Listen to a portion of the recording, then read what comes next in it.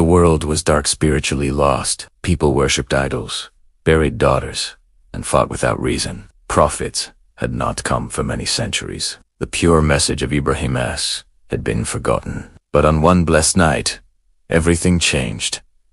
Muhammad was in cave Hira, alone, in deep reflection. It was the 27th night of Ramadan, though. He did not know it yet. The night was calm, silent, almost expectant, as if the universe was holding its breath. Suddenly, a presence entered the cave. Not human. Not animal. Something unlike anything he had ever seen. It was the angel Jibril. He appeared in his true majestic form, filling the entire horizon with light. Muhammad's heart trembled. This was not a dream. Not imagination. It was reality. Jibril spoke. Iqra. Read. The Prophet replied, trembling. I cannot read. He could read. Again, he said, I cannot read. A third time, Jibril embraced him firmly and commanded, Iqra, Bismi Rabbika, Alasi Halak, read in the name of your Lord who created. These were the first words of the Quran, the first light to shine on earth after centuries of darkness, the first moment of prophethood. The world would never be the same again. Shaking with fear, Muhammad rushed down the mountain. His heart was racing. His soul felt the weight of something immense. He cried, Cover me, cover him. Seerah wrapped him in a blanket, comforting him gently. With a trembling voice, he described everything: the angel, the command, the revelation. Did she doubt him? Did she question him? Never. She held his hands and told him words that would forever be remembered. By Allah, Allah will never disgrace you. You keep good relations with your family. You help the poor. You support the weak. You honor your guests, and you speak only the truth. Her words were like medicine to his heart. Seerah took the Prophet, Toer, Kousin, Waraka, Ibn, a wise, learned man who studied the previous scriptures. When he heard the Prophet's description of the angel and the revelation, Waraka's eyes filled with tears. This is the same angel who came to Musa as, You, O Muhammad, are the Prophet of this nation. Waraka warned him, Your people will oppose you. They will harm you. They will fight you. If I live long enough, I will support you with all my strength.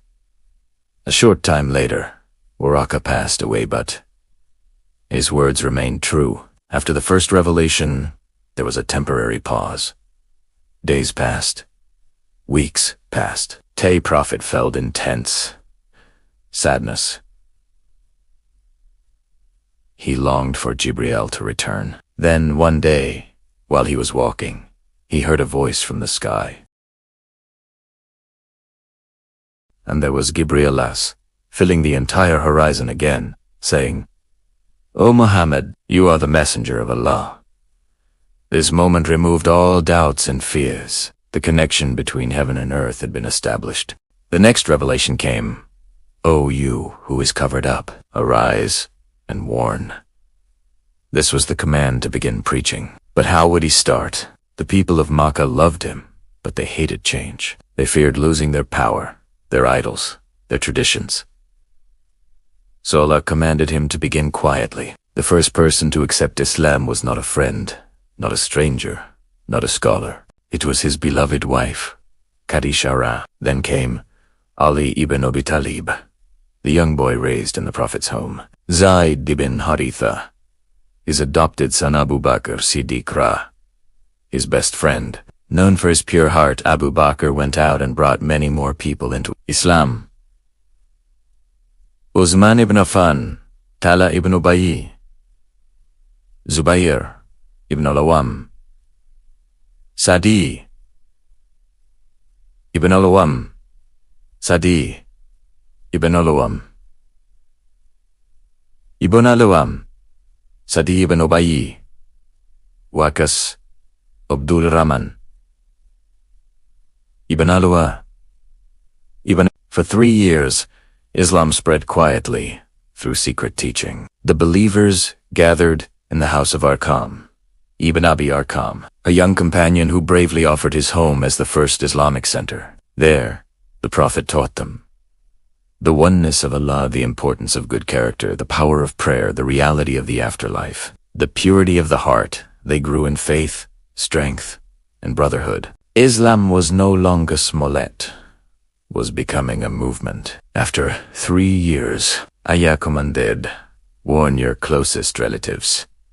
The Prophet climbed Mount Safa and called out, "O people of Quraysh, if I told you an army was behind this hill, ready to attack, would you believe me?" They replied, "Yes, we have never known you to lie." Then he said, "Then know that I am a warner to you before a great punishment." But Abu Lahab, his own uncle, insulted him and said harsh words. This was the beginning of open opposition. The leaders of Quraysh were shaken. How could one man challenge their idols, their traditions, their power? They began plotting against him. They mocked him. They accused him of magic. They insulted him in public. They tried to stop people from listening to him. But the Prophet remained patient. His message grew stronger. The weak and poor suffered the most. Bilal was dragged across the sands and crushed under stones. Yasser and Sumayya were tortured for believing in Allah. Slaves were whipped, burned, and abused. Sumayya became the first martyr of Islam, killed with a spear for saying Allah is one. But even under extreme torture, they remained firm. And the Prophet told them, "Be patient, O family of Yasser, for your destination is paradise." Despite pain, insults, and threats, the Prophet continued to spread the message with kindness and calmness. He taught, do not lie, do not harm others, help the poor, worship Allah alone. His character attracted people more than any speech. Oppression grew, but faith grew faster. As Islam spread openly, the leaders of Quraysh grew angrier. They saw their power and wealth being threatened. They called a meeting of the elders. "We cannot allow this man to ruin our city. We must stop him at any cost." They decided to isolate the Muslims. No one could trade with them, help them, or even talk to them. This was the boycott of the Muslims. The Muslims were forced to live in a valley outside Makkah called Shibibi, Talibay. No food, no water, nothing. For 3 long years, they suffered hunger and hardship. People whispered in fear around them.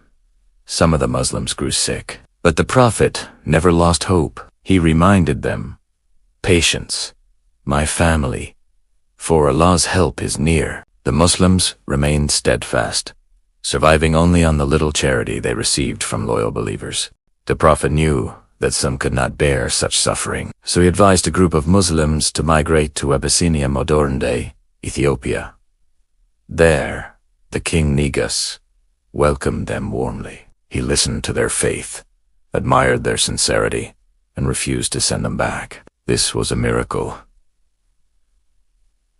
Islam found protection even outside Arabia. After the boycott ended, Makkah seemed to calm.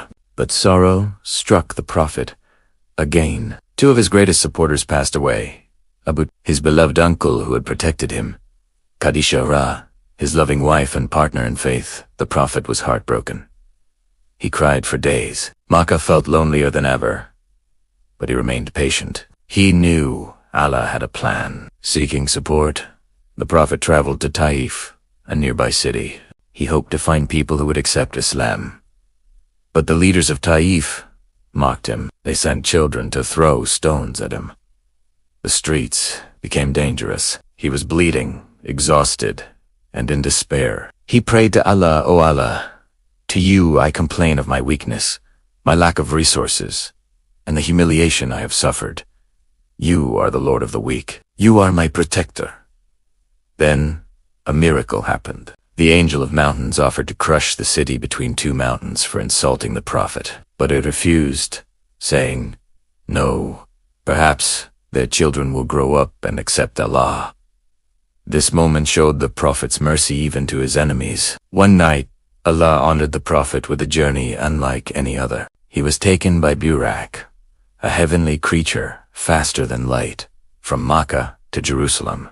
There, he led all the previous prophets in prayer. From Jerusalem, he ascended to the heavens in Miras, meeting prophets and angels. Esauhana Paradai and Jahannam hell. Ajah gave him the gift of 5 daily prayers for Muslims, a mercy for all generations. After Miraj, the prophet returned to Makkah with renewed energy.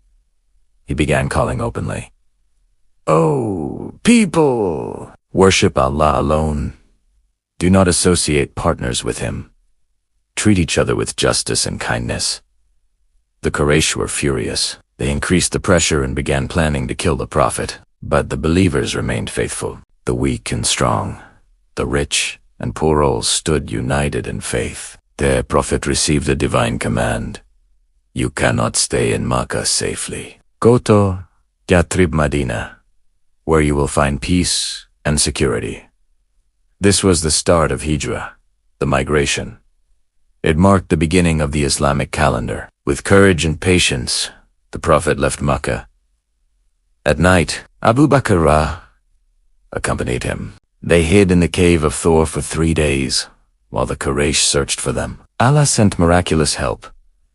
The cave entrance was hidden by a spider's web. A pigeon laid eggs at the mouth of the cave. No one suspected their presence. Finally, they reached Medina, greeted by the welcoming Ansar helpers, who promised to protect the prophet. The prophet established a society based on justice, equality, and faith. He brought Muslims, Jews, and other tribes together. The Constitution of Medina ensured protection for all communities, freedom of religion, rights for women, children, in the weak, justice in trade and law. This was a new model for a peaceful, God-centered society. To Prophet, life in Makkah was full of struggle, patience, and divine miracles. He endured mockery and torture, lost loved ones in the year of sorrow, was rejected and was honored by night journey and Miras. Through all this, he remained merciful, patient, and firm in faith. The foundation of Islam was set, preparing for the ultimate triumph of truth and justice.